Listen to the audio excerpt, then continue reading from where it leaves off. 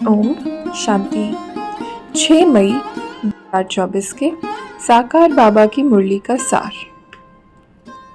बाबा कहे, मीठे बच्चे, इस जन्म के पापों से हल्का होने के लिए बाप को सच सच सुनाओ और पिछले जन्मों के विकर्मों को योग अग्नि से समाप्त करो।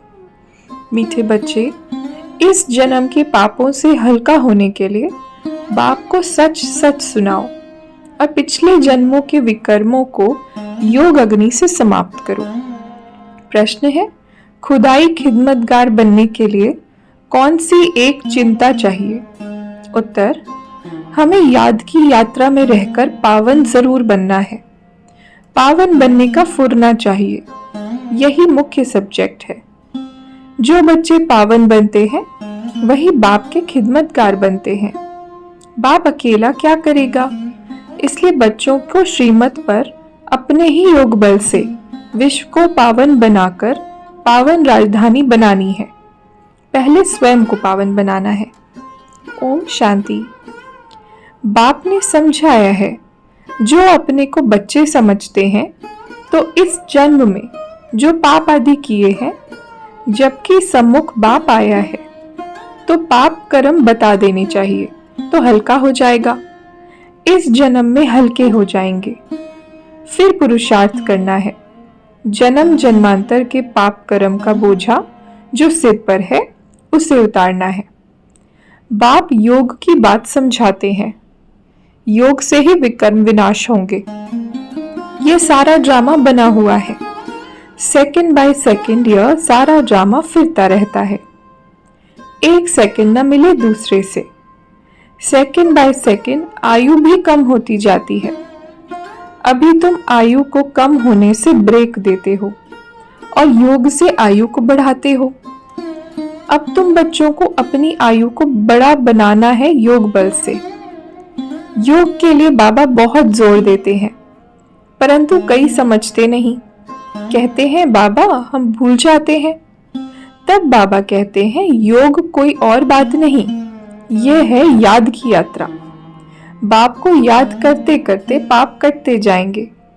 अंतमति सो गति हो जाएगी। शिव बाबा आएंगे तो जरूर कुछ वर्षा देते होंगे। इसलिए बाबा कहते हैं, ये बैच बहुत अच्छा है, इसे सदा लगा कर रखना है। घर घर में मैसेज देना है, फिर कोई माने या ना माने। विनाश आएगा तो समझेंगे भगवान आया हुआ है।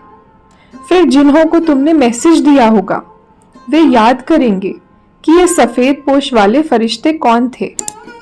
तो तुम बच्चे कहां भी जाते हो तो मैसेंजर की निशानी ये बैच साथ में जरूर चाहिए। भल कोई हंसी करे, इस पर क्या हंसी करेंगे? तुम तो यथार्थ बात सुनाते हो। ये बेहद का बाप है। उनका नाम है शिव बाबा। वह कल्याणकारी है, आकर स्वर्ग की स्थापना करते हैं। यह है पुरुषोत्तम संगम युग। तुम बच्चे यहाँ आते हो, मुरली सुनकर जाते हो, फिर सुनानी भी चाहिए। ऐसे नहीं सिर्फ एक ही ब्राह्मणी मुरली चलाए। ब्राह्मणी को आप समान बनाकर तैयार करना चाहिए, तब बहुतों का कल्याण कर सकेंगे। अगर एक ब्राह्मणी कहीं चली जाती है तो दूसरी क्यों नहीं सेंटर चला सकती? क्या धारणा नहीं की है? स्टूडेंट को पढ़ने और पढ़ाने का शौक चाहिए। मुरली तो बहुत सहज है, कोई भी धारण कर क्लास करा सकते हैं। यहाँ तो बाप बैठे हैं। बाप बच्चों को कहते हैं, कोई भी बात में संशय नहीं होना चाहिए। एक बाप ही है जो सब कुछ जानते हैं। एक ही एम ऑब्जेक्ट है। इसमें कोई प्रश्न आदि पूछने का भी नहीं रहता। सुबह को भी बैठ बच्चों को याद की यात्रा में मदद करता हूँ। सारे बेहद के बच्चे याद रहते हैं। तुम सब बच्चों को इस याद की मदद से सारे विश्व को पावन बनाना है। इसमें ही तुम उंगली देते हो। पवित्र तो सारी दुनिया को बनाना है ना, तो बाप सभी बच्चों पर नजर रखते हैं ना। सब शांति धाम में चले जाएं, सबका अटेंशन खिंचवाते हैं। बच्चे भी याद में रहते हैं तो मदद मिलती है। मददगार बच्चे भी चाहिए ना। खुदाई खिदमतगार निश्चय बुद्धि ही याद करेंगे। तुम्हारी पहली सब्जेक्ट है ही पावन बनने की। गोया तुम बच्चे निमित्त बनते हो बाप के साथ। तुम जानते हो हम विश्व को पवित्र बनाकर फिर सारे विश्व पर राज्य करेंगे। बुद्धि में जब ऐसा निश्चय होगा तब नशा चढ़ेगा। तुम बच्चे जानते हो हम बाप की श्रीमत से अपने योग बल से अपने लिए राजधानी स्थापन कर रहे हैं। ये नशा चढ़ना चाहिए। अभी सिर पर इस याद की यात्रा का ही फुरना है, पुरुषार्थ करना है। धंधा आदि करते भी याद की यात्रा रहे। एवर हेल्दी बनाने के लिए बाप कमाई बड़ी जबरदस्त कराते हैं। इस समय सब कुछ भुलाना पड़ता है। हम आत्माएं जा रही हैं, आत्म अभिमानी बनने की प्रैक्टिस कराई जाती है। खाते पीते चलते फिरते यह क्या बाप को याद नहीं कर सकते? कपड़ा सिलाई करते बुद्धि योग बाप की याद में रहे, बहुत सहज है। वरदान, कर्म और योग के बैलेंस द्वारा कर्मातीत स्थिति का अनुभव करने वाले कर्म बंधन मुक्त भव। कर्म और योग के बैलेंस द्वारा कर्मातीत स्थिति का अनुभव करने वाले कर्म बंधन मुक्त भव। विस्तार है, कर्म के साथ साथ योग का बैलेंस हो तो हर कर्म में स्वतः सफलता प्राप्त होती है।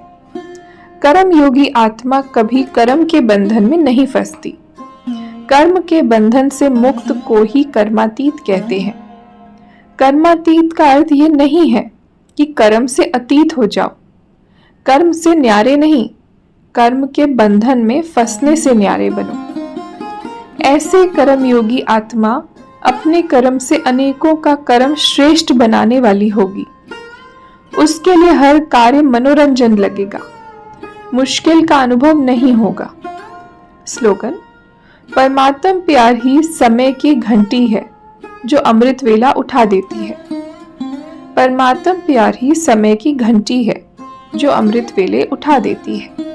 अच्छा, ओम शांति।